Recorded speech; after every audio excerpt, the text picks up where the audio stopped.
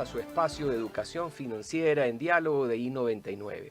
Esta mañana hemos escogido para platicar con ustedes un tema que consideramos clave en el mundo empresarial y sin duda en línea con esta programación que hemos venido sacando al aire para ustedes en las últimas semanas, hablando de las empresas familiares y del gobierno corporativo.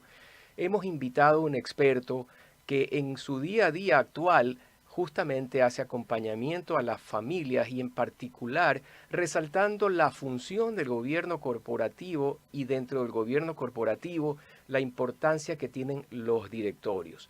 Pero no soy yo quien les va a comentar al respecto, sino Heinz Meller Gómez, un destacado abogado de una trayectoria muy conocida en nuestro medio, que en los últimos años decidió direccionarse hacia otro lado, emprender en un, digamos así, negocio o una asesoría profesional especializada de acompañamiento a las familias. Heinz, bienvenido, Muchas qué gusto gracias. tenerte aquí. Muchas gracias, Cuéntanos, por Francisco. favor, este giro profesional tuyo del mundo del derecho puro y duro hacia el apoyo a las familias. Muchas gracias por la pregunta. Bueno,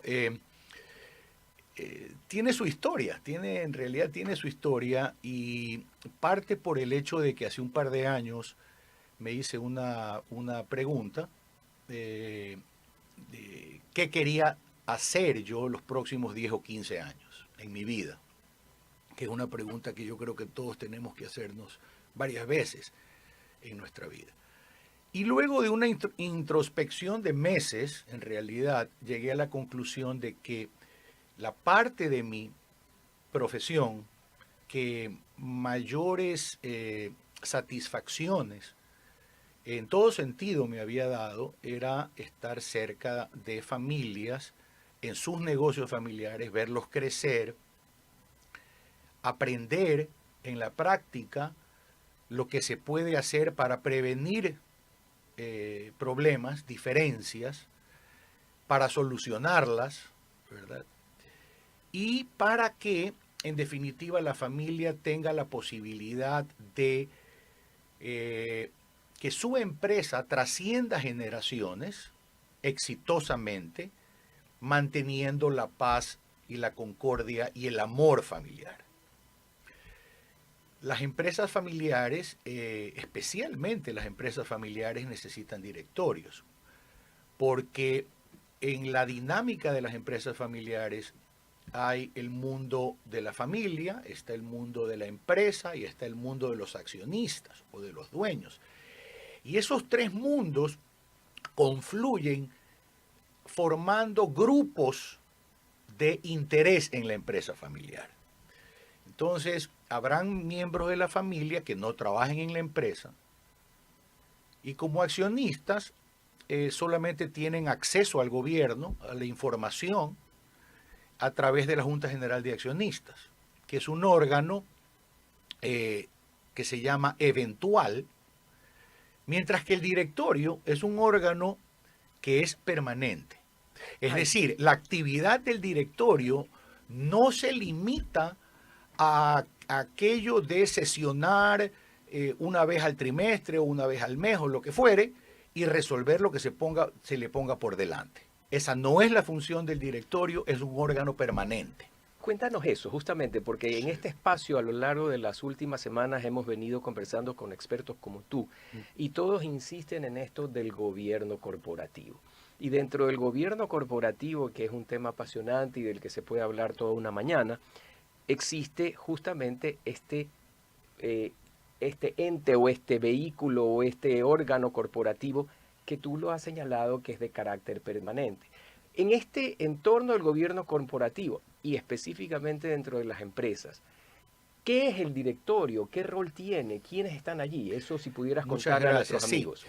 A ver, básicamente los directores son personas designadas por los accionistas, siempre por los accionistas, para que gobiernen la administración de la empresa. Gobiernen la administración de la empresa. ¿Qué implica eso? Lo estratégico, el rol de fiscalización, es decir, control interno, auditoría, riesgos, lo relativo al acompañamiento a la administración y desafío a la administración. El directorio es un órgano que geográficamente, si me permiten, está entre la Junta de Accionistas y la administración y representación legal de la empresa. En consecuencia, amortigua las presiones que tiene de la administración para que los accionistas reinviertan todo y la de los accionistas que con justa razón quieren sus dividendos. Entonces es el directorio el que, en función de la programación estratégica de la empresa, de los flujos de caja que tengan previstos, el que debe recomendar a la Junta de Accionistas qué hacer con el destino de las utilidades. Entonces, el directorio es un órgano de administración en el Ecuador y en el mundo, de administración, no es de gobierno. Sus miembros son en el Ecuador legalmente administradores. Pero para que el público entienda, porque eso tú lo tienes perfectamente asumido y debo decirlo yo también, porque por el ejercicio profesional y empresarial, estamos acostumbrados y hemos, digamos así, aprendido. Sí. Pero nuestro amigo que está dedicado a las actividades artesanales o aquel que maneja temas de importaciones y exportaciones, pueden creer que les estamos hablando idiomas medios esotéricos y van a decir, bueno, pero si el gerente general de mi empresa soy yo, ¿y cómo es eso que voy a tener gente encima mío que va a administrar conmigo? ¿Cuál sería la diferencia entre lo que hace un ejecutivo, el gerente general, representante legal de una empresa, y el directorio, que como tú muy bien hiciste el símil, está geográficamente sobre él, pero debajo de los accionistas? Correcto. El representante legal normalmente tiene la responsabilidad de atender el día a día. Y todos sabemos que en el día a día hay actividades que están debidamente programadas, llamémoslas las importantes. Y hay un montón de otros temas que los vamos a llamar urgentes. Lo importante y lo urgente para el administrador es lo que tiene sobre su escritorio en la semana, en el mes. Si no tiene un órgano ante el cual responder, uno de los criterios es la rendición de cuentas. El gerente general, que puede ser inclusive propietario, tiene que dar cuentas no solamente a los accionistas. Y aquí entro a una temática que es fundamental entender. Y es que las sociedades en general, las empresas en el mundo, ya no responden solamente a sus accionistas, responden a sus stakeholders, a sus grupos de interés, sus trabajadores, sus clientes, sus proveedores, las comunidades donde opera, el ambiente. ¿Quién es, frente a todos estos stakeholders, sus garantes? Los directores, los miembros del directorio. Ahora bien, una cosa es es un directorio integrado exclusivamente por personas pertenecientes a la empresa, es decir, un directorio integrado solo por ejecutivos de la empresa. Eso no es propiamente un directorio. Eso es una comisión ejecutiva, un comité ejecutivo, eso no es un directorio. Se le puede llamar directorio, pero no lo es. Un directorio tiene que tener al menos un miembro del directorio independiente. ¿Qué significa independiente? Independiente significa que no tenga ninguna otra vinculación con la empresa, sus accionistas, sus administradores, que no sea el contrato que lo liga para ejercer el cargo de director. Entonces tiene absoluta independencia para que su gestión se enfoque en cumplir con las responsabilidades que la ley de compañías asigna a los administradores de las sociedades. Los directores son administradores. Heinz, yo creo que aquí has tocado unos temas que creo que vale la pena, digamos así, desmenuzarlos para nuestros amigos de la audiencia. Cuando tú mencionas, y lo describiste muy bien en poco, en la función de un gerente general, también nos esbozaste en términos muy aproximados de lo que es el rol administrativo de un directorio. Sin embargo, unos minutos antes tú habías mencionado que el directorio no atiende el día a día, sino que está está allí para mirar hacia el largo plazo, mirar hacia dónde la empresa debe caminar, o sea, la estrategia, cuál es la visión de la empresa, cuál es la misión, y justamente con todo lo que referiste de los stakeholders, es muy importante porque ahí también me lleva una segunda pregunta dentro de este Claro. contexto del que estamos platicando en este momento. Cuando yo como empresa debo escoger directores independientes, porque puedo optar por no tener representantes de los accionistas y que todos sean independientes. Exacto. Entonces, en resumen, cuéntanos la diferencia sustancial entre esa función del directorio, no tanto de seguimiento de lo que hace el gerente, sino de cara al futuro de la empresa y de la comunidad. Sí. Y también, ¿qué haría uno de nuestros oyentes que esté en esa posición de entrar hacia un proceso de gobierno corporativo bien institucionalizado y quisiera seleccionar miembros de su directorio? Sí, son muy buenas preguntas. Comienzo por la del final. Un directorio, como tú bien señalas, es un órgano de control de la ejecución de la estrategia. Su labor, una de sus responsabilidades es estar enterado. Entonces, con relación a una serie de responsabilidades legales que tienen los miembros, del directorio. Lo primero que hay que hacer para integrar un directorio es tener un plan estratégico. Si la empresa no tiene un plan estratégico, no tiene cómo escoger los directores que más van a agregar valor para para esa planificación de futuro.